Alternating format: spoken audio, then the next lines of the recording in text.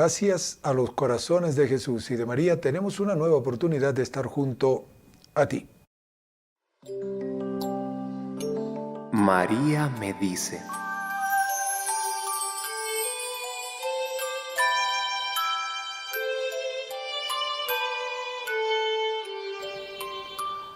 María posee la ciencia de estar de lleno en lo humano sin quedar nunca apresada por lo humano. Una realidad a la que todos estamos llamados.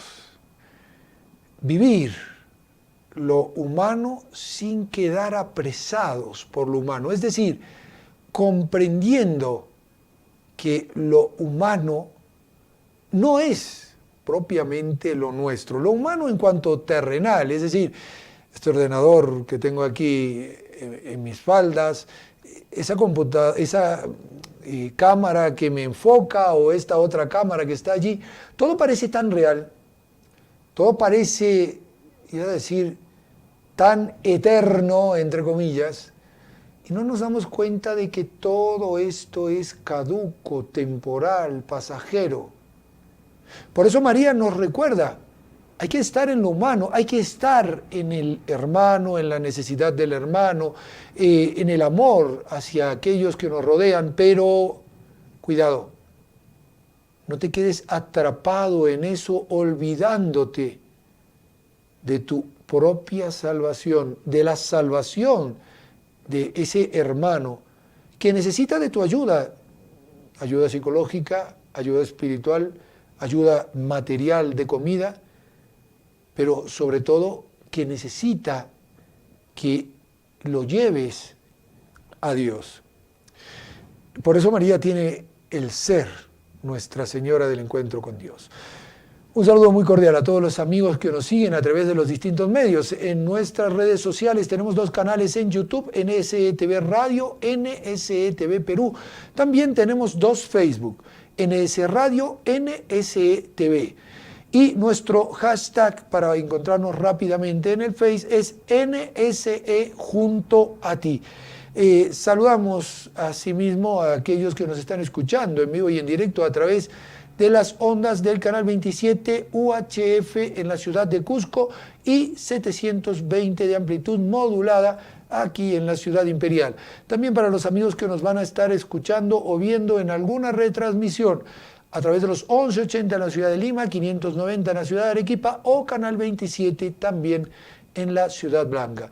Agradecemos la asistencia técnica de María Jesús Guarcaya, que hoy está solita haciendo sus pinitos, y en este espacio de trabajo, como María Jesús está allí, porque hemos tenido un impas con Juan Carlos, que por motivos de trabajo, de una entrega urgente que tenemos que hacer, no ha podido venir. Ustedes van a estar conmigo y yo voy a estar con ustedes. Es decir, serán ustedes mi compañía de hoy. Pues vamos a estar hablando de un tema muy interesante, los ataques de la familia. En concreto, iremos desarrollando la historia, iremos haciendo algunas especulaciones, especulaciones bien sustentadas por situaciones históricas que se han ido dando, y vamos a hablar de esa última batalla, que tal vez podamos verla en la ideología de género. Seguramente hoy no vamos a llegar a hablar propiamente de la ideología de género, pero vamos a ver cómo el devenir de la historia nos llevó a luchar contra la familia a través de la ideología de género. El último combate, como decía Sor Lucía de Fátima al cardenal Cafarra. Vamos ahora a la santa de este día de hoy, la patrona de los imposibles, y enseguida retornamos junto a ti. Estimados amigos, reciban un cordial saludo. Hoy es 22 de mayo y la Santa Madre Iglesia nos recuerda la memoria de Santa Rita de Casia. Por siglos, Santa Rita de Casia ha sido una de las santas más populares en la Iglesia Católica. Ella es conocida como la Santa de lo Imposible por sus impresionantes respuestas a las oraciones, como también por los notables sucesos de su propia vida. Santa Rita quería ser monja, pero por obedecer a sus padres se casó. Su esposo le causó muchos sufrimientos, pero ella devolvió su crueldad con oración y bondad. Con el tiempo él se convirtió, llegando a ser considerado considerado y temeroso de Dios. Pero Santa Rita tuvo que soportar un gran dolor cuando su esposo fue asesinado. Santa Rita descubrió después que sus 2 hijos estaban pensando en vengar el asesinato del padre. Ella temía que pusieran sus deseos en efecto, de acuerdo con la maliciosa costumbre de la venganza. Con un amor heroico por sus almas, ella le suplicó a Dios que se los llevara de esta vida antes de permitirlos cometer este gran pecado. No mucho tiempo más tarde, ambos mueren después de prepararse para encontrarse con Dios. Sin su esposo e hijos, Santa Rita se entrega a la oración, penitencia y obras de caridad. Después de un tiempo, ella aplica para ser admitida al convento agustiniano en Casia.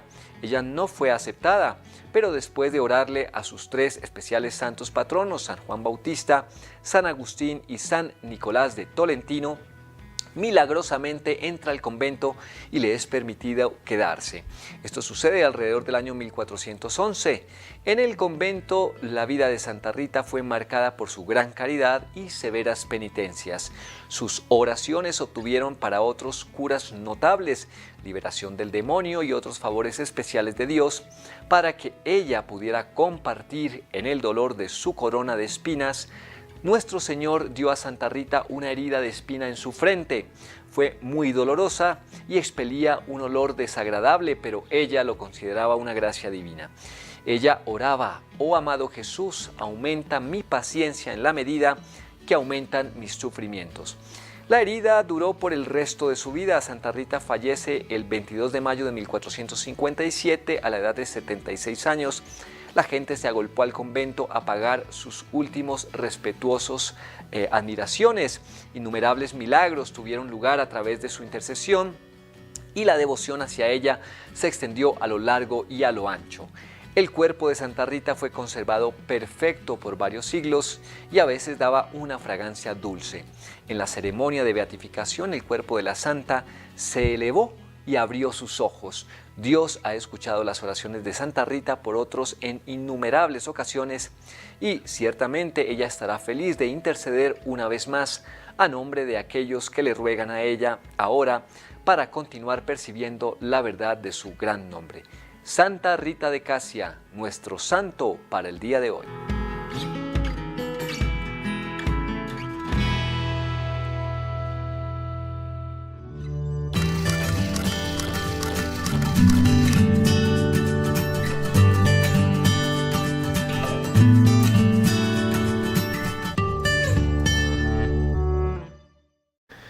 Muy bien, ya estamos nuevamente junto a ustedes y vamos a comenzar con este pequeño análisis.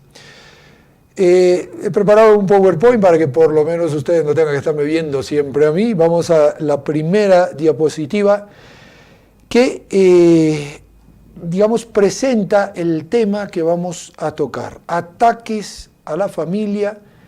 Hablaremos justamente de la ideología de género. Y vamos a hacer un análisis de la historia, haciendo una especulación, cuidado, no una especulación sobre base que no sea sólida, una especulación concreta sobre los hechos históricos que han ido sucediendo y cómo se ha ido desarrollando todo esto. Y viene la pregunta, ¿es esta tal vez la última batalla contra la familia de la que hablaba Sor Lucía de Fátima al cardenal Caffarra?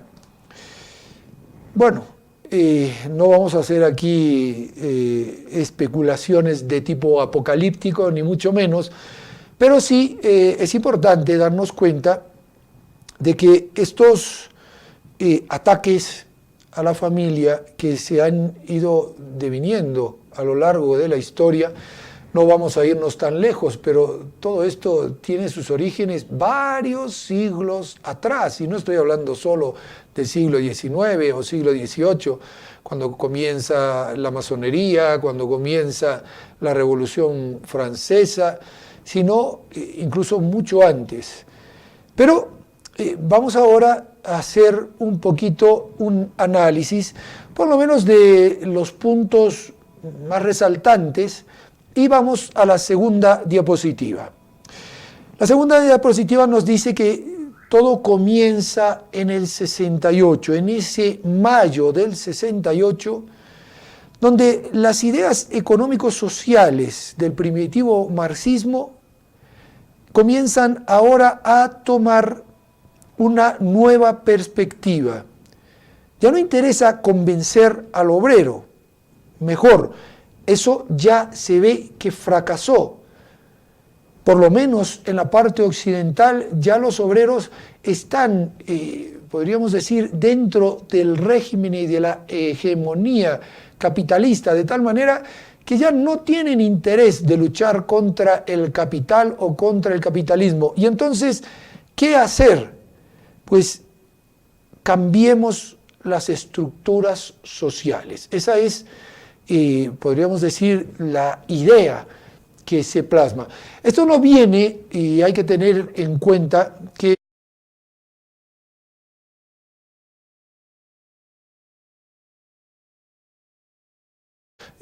sus integrantes y con aquellos que iban a ir sucediendo a lo largo del tiempo, nos vamos dando cuenta de que se comienza a tomar un nuevo matiz. Ya el competir contra el capitalismo, por lo menos en la parte occidental, demuestra que es casi un imposible, es una utopía, y comienza a pensarse en una nueva estrategia, la estrategia de las culturas, y entre ellas varios frentes.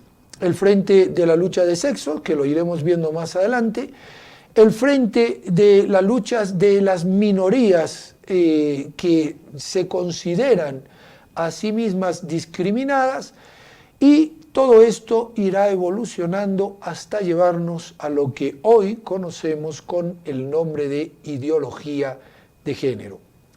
Pero demos un paso más, vamos a la siguiente diapositiva y veamos lo que se proclama en este mayo francés.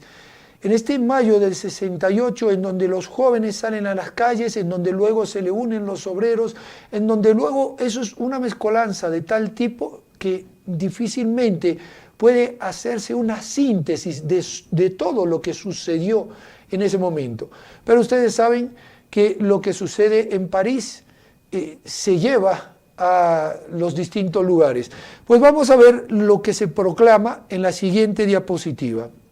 Lo primero es ese adagio que ya hemos mencionado varias veces: prohibido prohibir, es decir, ya basta, queremos un sexo libre y queremos una libertad libre de restricciones. Ya vamos a analizar esta realidad, si está bien, si está mal.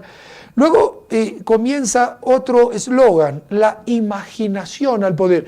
Y tal vez esto es justamente lo que estamos viviendo en el día de hoy. Una imaginación que no tiene fronteras, como lo vamos a ver también más adelante en este análisis que iremos haciendo.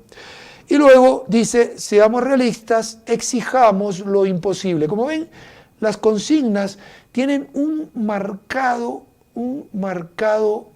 frente de revolución. Tienen también un marcado sin razón, es decir, se utiliza a la juventud para poner premisas que, si uno las razona, se da cuenta rápidamente de que son justamente un imposible.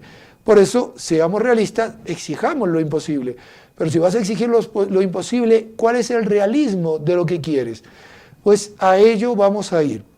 Y luego también tengamos en cuenta que aquí comienza una revolución completamente distinta. Y hablamos de una revolución cultural. Es decir, se dejan, como habíamos dicho anteriormente, las premisas de un marxismo inicial, en el cual es puramente una lucha o una revolución económica, donde el proletariado se lucha contra el capitalismo para conseguir tener el poder, pero todo esto evidentemente a lo largo de la historia ha ido fallando. Es decir, todo esto nos fue llevando a lo largo de la historia a una realidad irreal. ¿Por qué?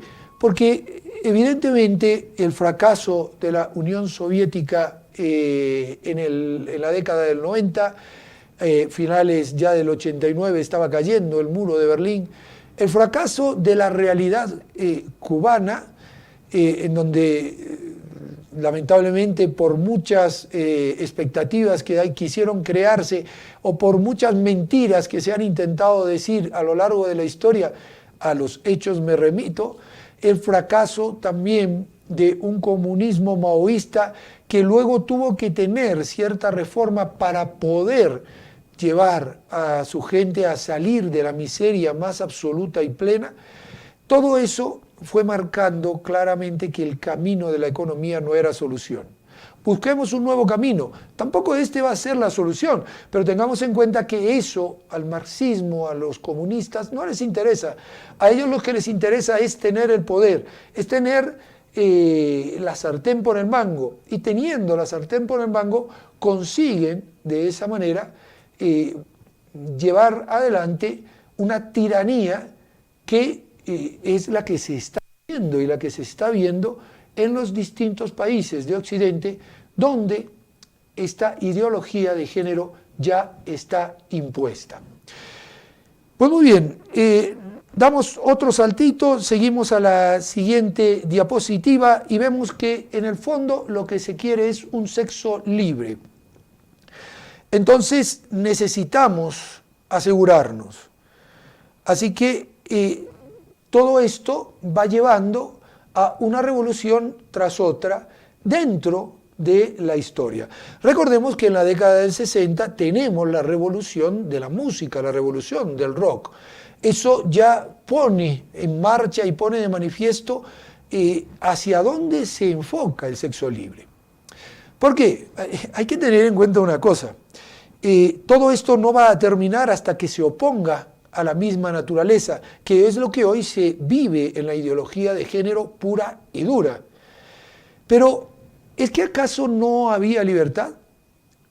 ¿De qué libertad es la que estamos hablando? ¿Es que dentro del matrimonio los que estamos casados no tenemos sexo libre? ¿De qué libertad sexual es de la que se quiere hablar? Y vamos a detenernos un momentito sobre este punto. Hablábamos del prohibido prohibir. Se pone de manifiesto que la sexualidad hacia ese momento era un tabú.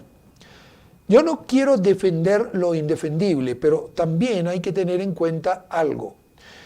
Ese tabú que tal vez dentro de la cultura se fue dando a través de la sexualidad, ha sido algo que llevó tal vez en algún momento a cierta represión personal. No estoy hablando de represión social, pero esa represión personal se tradujo en una represión social. Entonces conseguimos que esa represión pase a ser un nuevo detonante para un nuevo tipo de revolución, la revolución cultural. ¿Qué sucede? El sexo estaba puesto y estaba para ser utilizado en el lugar para el que el sexo está hecho. Ejemplos. A nadie se le ocurre decir de que hay falta de libertad en el tránsito porque tengamos que frenar ante un semáforo que tiene luz roja. Yo podría decir, soy libre y a mí no me interesa la luz que tenga el semáforo y voy a cruzar la avenida de todas maneras, aunque el semáforo esté en rojo. Lo más probable es que ocasione un accidente y luego de ocasionado el accidente, además, evidentemente me vendrá una multa y una multa grave porque he cometido una falta grave dentro del reglamento de tránsito. Nadie se siente sin libertad por tener que respetar esas indicaciones del reglamento de tránsito. ¿Y por qué sentimos que no hay libertad ante las indicaciones de la utilización del sexo para lo que el sexo ha sido creado dentro de la naturaleza humana? Oiga, don Randy, usted está hablando de creación, ya me está hablando de Dios, ya me está diciendo de que la religión está en el medio. No, cuidado. Vamos a suponer incluso que la naturaleza humana hubiese venido con una evolución como la que plantea Darwin, lo cual es ya falso, científicamente comprobado. No necesito yo hacerlo porque haría falta una historia 100 veces mayor de la que tenemos para poder conseguir las evoluciones tal cual Darwin las planteó. Pero no vamos a discutir sobre eso. La naturaleza humana exige una sexualidad dentro de una entrega total. Eso lo pide la naturaleza, eso no lo piden los curas, eso no lo pide la iglesia, aunque lo pidan. Pero ¿por qué lo dicen? ¿Por qué lo indican? Lo indican porque así la naturaleza lo pide y lo exige. Y entonces, ¿qué sucede? Si yo quiero hablar de un sexo libre, tengo que quitarle esos tapujos, entre comillas, esos tabúes, entre comillas, de una hegemonía que hoy se denomina heteropatriarcal machista. La mujer es la oprimida dentro del sexo, el varón es el opresor, por lo tanto hay que liberarse de eso. Hasta este punto vamos llegando. Pero lo que se pedía aquí era otro tipo de sexualidad. Una sexualidad libre con un desenfreno absoluto. Por eso en esta década aparecerán los hippies, aparecerán esas modas que llevarán a los jóvenes a cometer los abusos o los excesos más grandes en cuanto a la utilización del sexo, en cuanto a la utilización de drogas, en cuanto al régimen de música que escuchan, que interpretan y que comenzarán a crear, porque ya se tiene, entre comillas, esa libertad que se esperaba. Los jóvenes comienzan a irse de casa, los jóvenes comienzan a vivir una vida libre, entre comillas. Pero me pregunto, ¿es una auténtica libertad? Evidentemente cualquiera de nosotros puede caer en la cuenta de que esa libertad tiene más notas de libertinaje que de libertad propiamente dicha. Porque vuelvo a mi ejemplo del semáforo o de cualquier otra situación. Yo no como por placer.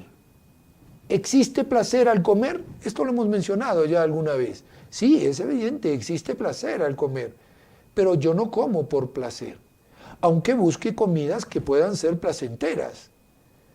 Pero a nadie se le ocurriría, a mí por ejemplo, que me encanta el dulce de leche, comerme un pastel completo de estos que hacen esas casas tan ricas y que uno los ve y se le hace agua a la boca, lleno de dulce de leche, recubierto de dulce de leche con un poquito de limadura de chocolate y algo que sea exquisito. Pues yo no me comería un pastel entero por decir quiero comer por placer. ¿Por qué? Pues porque sé sencillamente de que tengo que comer pero para alimentarme. Y si me como un pastel entero, muy bien, podré alimentarme, pero lo más probable es que me agarre una indigestión que pueda causarme serios problemas. Con la sexualidad, con el sexo, sucede algo similar. Es decir, si yo utilizo el sexo solo por placer, comienzo a perder la verdad sobre el sexo y paso a tener un sexo completamente desnaturalizado. Pasa a ser una relación de placer, por lo tanto la otra persona en sí no cuenta, y si la otra persona en sí no cuenta es tratada como un objeto. Y si la otra persona es tratada como un objeto, los objetos pueden desecharse. Allí es donde empieza el camino del declive, de un declive social que nos va a llevar hasta un punto que, como decíamos en la diapositiva que hemos visto, no terminará esto hasta oponerse a la misma naturaleza o contra la misma naturaleza. Pero ¿cuáles son los pasos que se van siguiendo ante este poder de la imaginación, ante esta imaginación al poder? Vamos a hacer una breve pausa. Escuchamos un tema musical y enseguida retornamos para hacer el análisis del primero de los ataques que siempre se ha puesto contra la familia, en concreto contra el matrimonio. No se vayan, estamos junto a ti.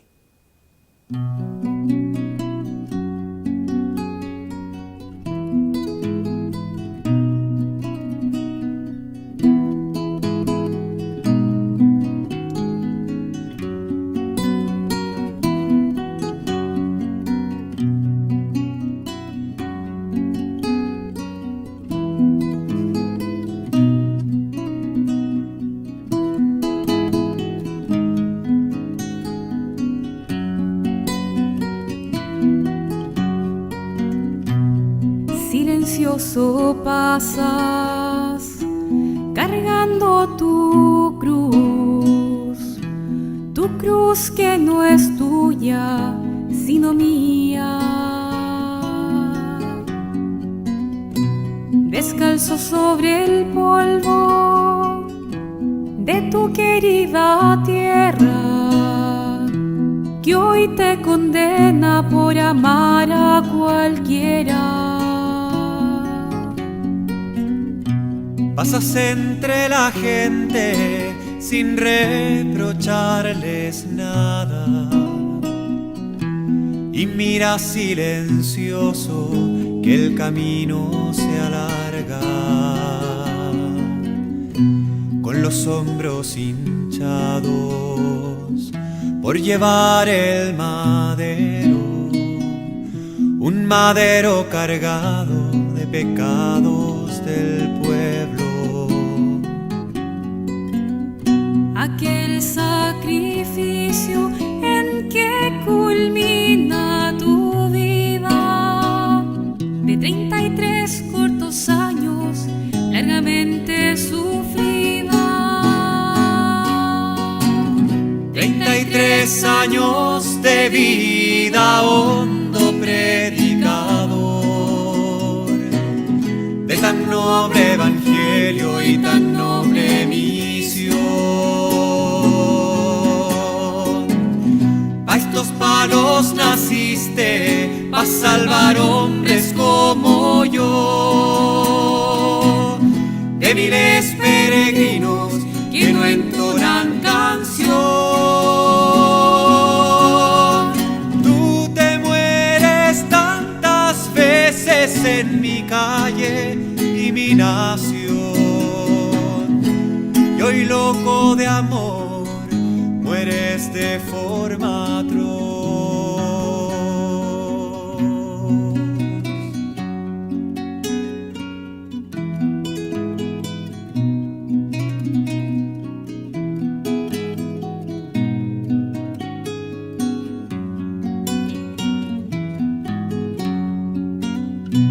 Tú no tenías cruz, buscaste las mías, y por mucho que caigas, sin embargo caminas. Seguiré tus pasos, amigo Jesús, al final y locura, locura de cruz. Gracias, Señor, gracias por cargar con tu cruz que no es tuya, sino mía.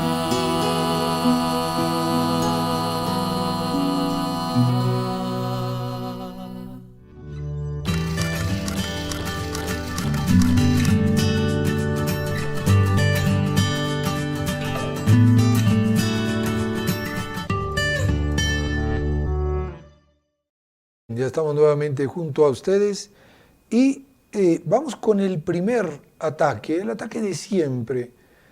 Evidentemente, si yo soy libre, si puedo equivocarme, necesito que mi libertad pueda rehacerse. Entonces, lo primero que se pide, evidentemente, es el divorcio. En todos los países ha comenzado esta estrategia con este punto, el divorcio? ¿Por qué voy a tener que atarme toda la vida con una persona si en el fondo los dos vemos que no nos queremos, entre comillas? ¿Por qué se origina este enfoque desvirtuado del matrimonio? Tengamos en cuenta de que si estamos hablando de un sexo libre, muchas de las relaciones que acabarían en matrimonio no comenzaron con un noviazgo normal, con un noviazgo como lo necesita la naturaleza humana, sino que empezaron con una relación corpórea de un sexo despersonalizado. Ante esa realidad y ante la posibilidad de un embarazo, que es, iba a decir 2 más 2, 4, entonces, ¿qué sucede? Pues muy sencillo. Si ella quedó embarazada, ahora habrá que responsabilizarse, entre comillas, de lo sucedido. Por lo tanto, comienza aquí una serie, una cascada, iba a decir, de matrimonios que en el fondo no tienen la libertad absoluta, curioso, en honor a la libertad, falta la libertad a la hora de decidir, y evidentemente no tienen el amor como fundamento. Al no haber amor, la entrega se hace con ciertas condiciones. Bueno, como está el niño, la niña de por medio, nos casaremos. Pero, ¿cómo voy a casarme con alguien al cual verdaderamente tal vez no conozco, tal vez conozco a medias, pero con el cual ya he entablado relaciones sexuales? La contradicción empieza a generar peticiones, porque estos matrimonios mal edificados comienzan a traer fracasos matrimoniales antes nunca conocidos. Y este es un punto crucial. Hay que tener en cuenta la historia de ese sexo libre para poder comprender la exigencia del divorcio. Vamos a una historia que nos puede dar luz sobre esto. Enrique VIII, el que creará en Inglaterra el anglicanismo, le pide al Papa de su tiempo que le otorgue la nulidad de su matrimonio, en virtud de que él decía, había pedido la dispensa y esa dispensa había sido concedida por el Papa, que se había casado con la esposa de su hermano, la hija de los reyes católicos, y por lo tanto estaba cometiendo un adulterio. Esa era la excusa.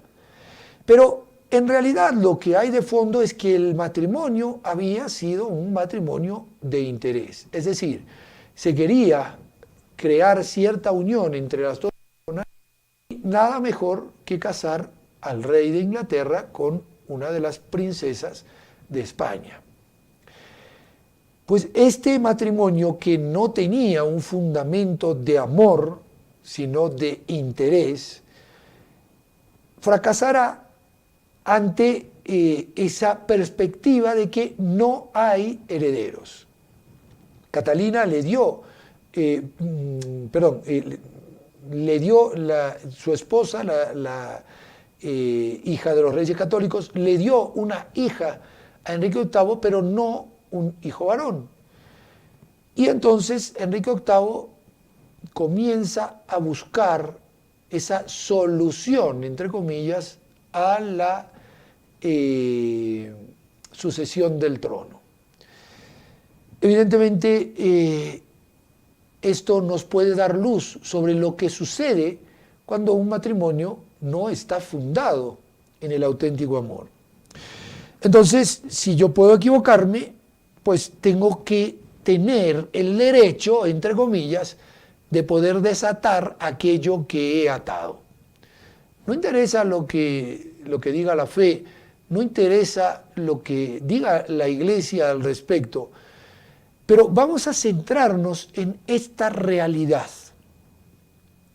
El matrimonio, naturalmente hablando, es una donación de amor total.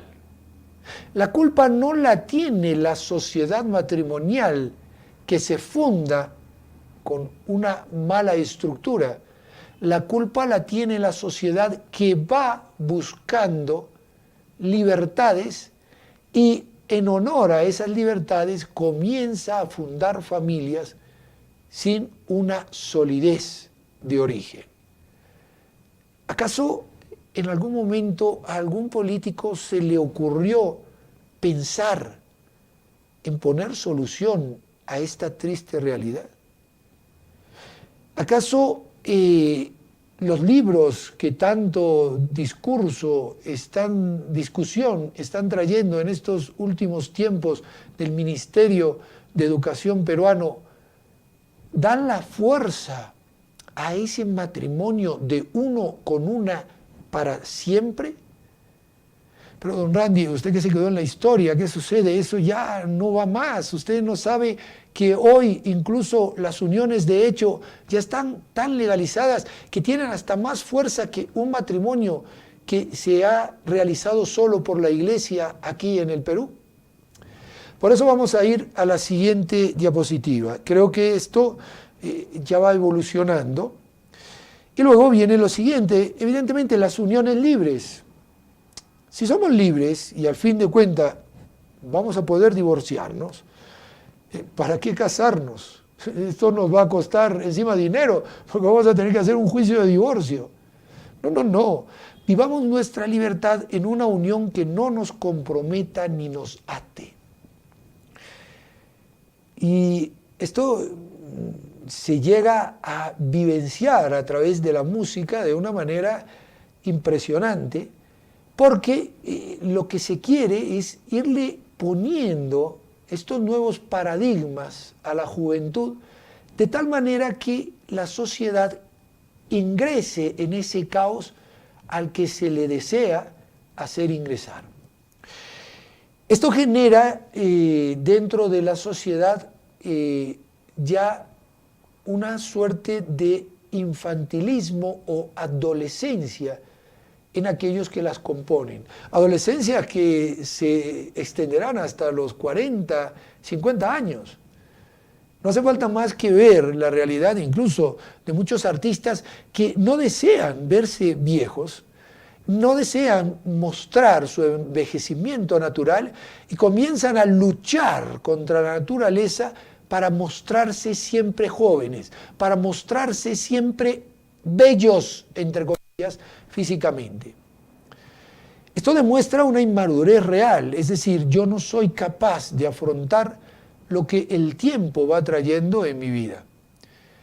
Y comienza entonces a verse la vejez, la maternidad, como cosas que se oponen a nuestra libertad. Evidentemente, todo esto va llevando a que esas parejas que están en unión libre entre comillas, queden más atadas a una cultura de la belleza física, a una cultura del consumo. ¿Por qué? Porque ¿para qué vamos a atarnos? ¿Y para qué dentro de ese atarnos vamos a tener hijos? El punto que sigue después, que ya lo vamos a ver en la siguiente diapositiva. ¿Por qué tener hijos si en cualquier momento tú vas a poder ir por tu lado y yo por el mío? Y muchos de los padres de la ideología de género, hoy considerados por los lobbies LGTBIQ como los máximos exponentes, podríamos decir, de todas estas ideas, han sido parejas sin hijos. Pues, ¿qué sucede? ¿Qué es lo que hay en el fondo? En el fondo hay un querer vivir el egoísmo. ese sexo libre que objetivizaba, que hacía un objeto de la otra persona a la otra persona, se lleva a la máxima expresión diciendo, ¿yo por qué voy a unirme a un objeto? No, de ninguna manera.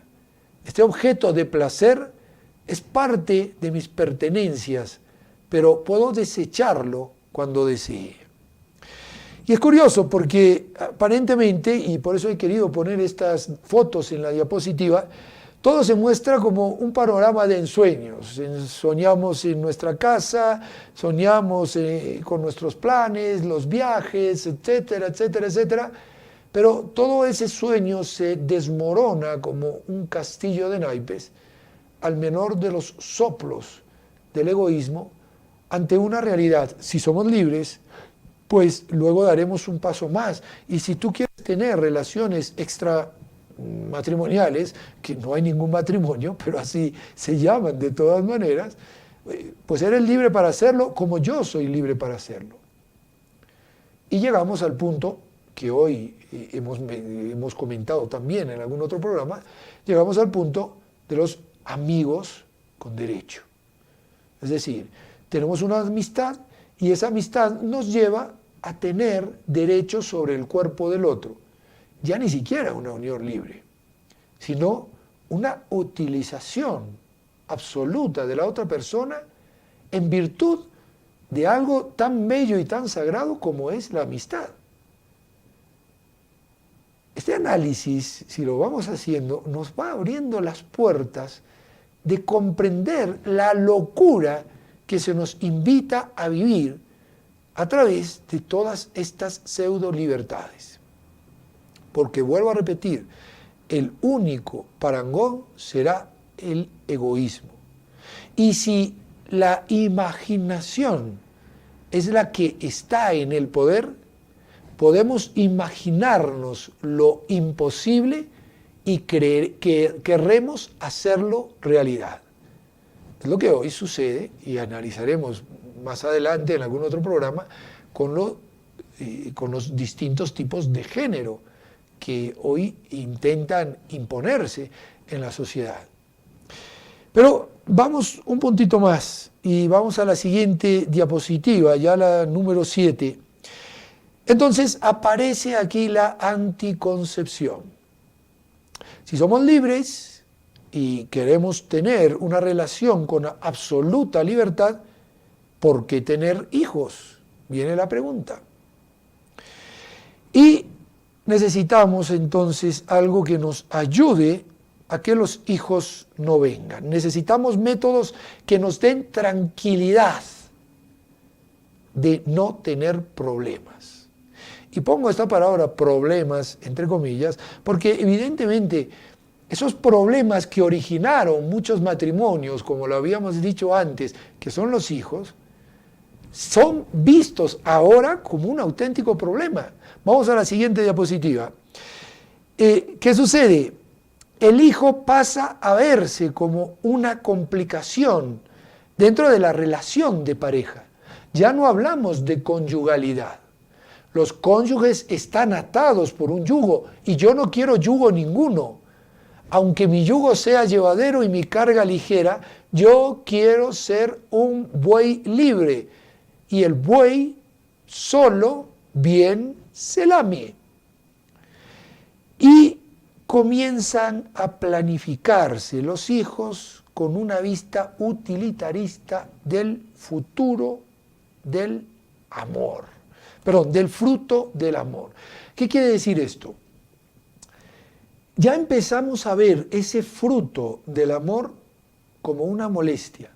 Una molestia que tenemos que poner dentro de nuestra agenda para decirle cuándo puede aparecer en nuestra vida. Es decir, cuándo vamos a estar preparados para poder tenerla entre nosotros.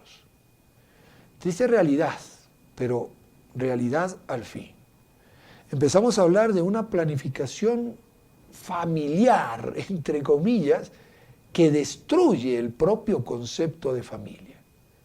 Hoy, en algunos países europeos, familias con 2 hijos ya son consideradas familias numerosas.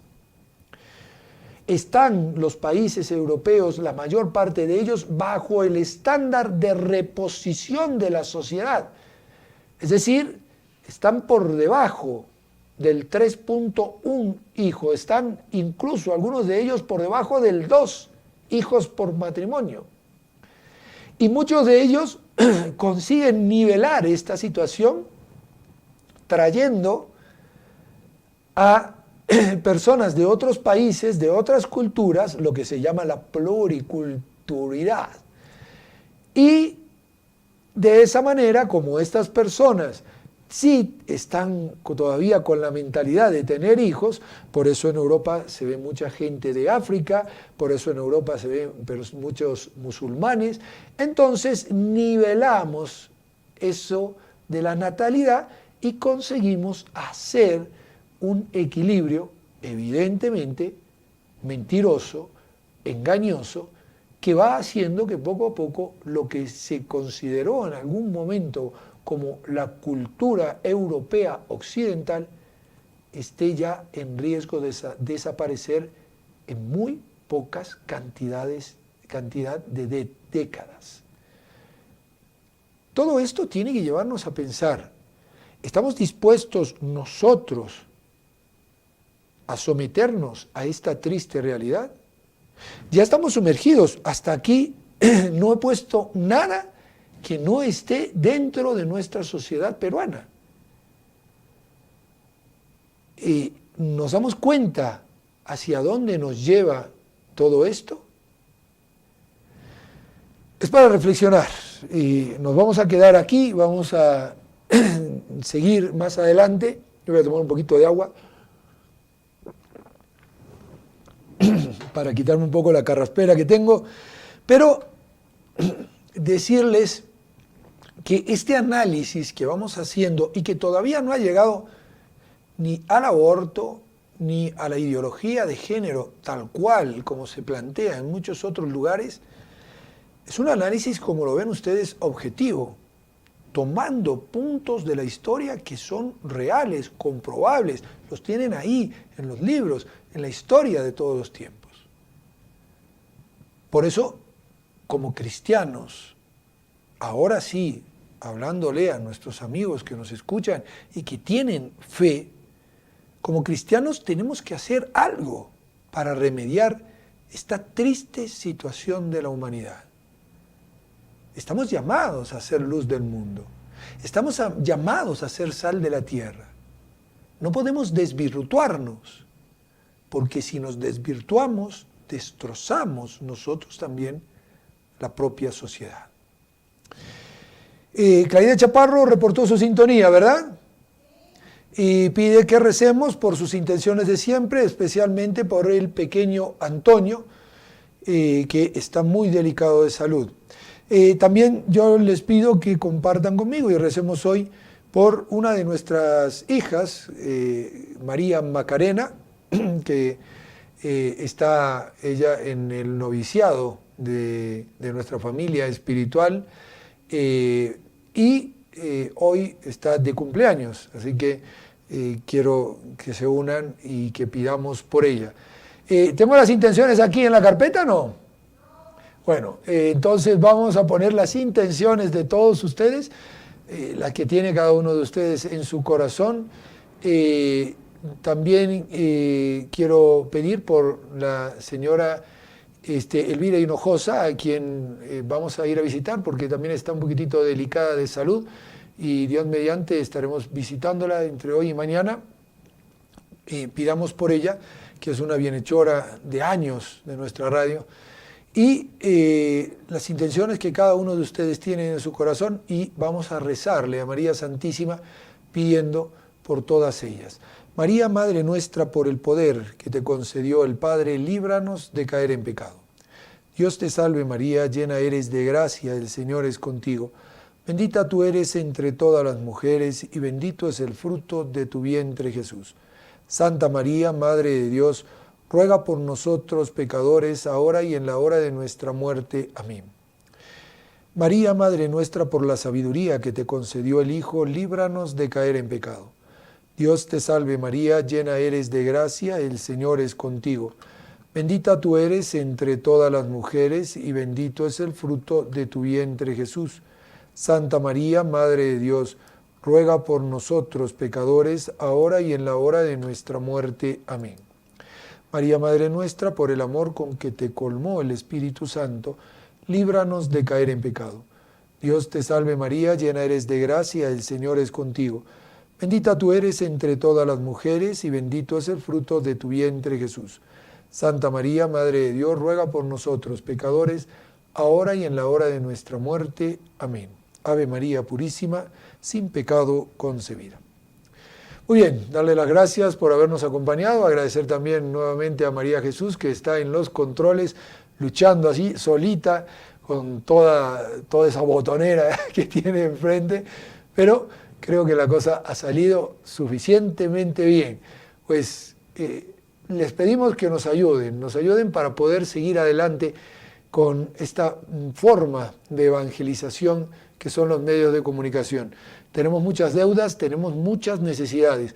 Comuníquense con nosotros al 244-288, hablen con María Jesús y coordinemos, porque si es necesario vamos a buscar el donativo que nos puedan dar, la ayuda que puedan prestarnos, porque queremos que los corazones de Jesús y de María sigan estando junto a ti.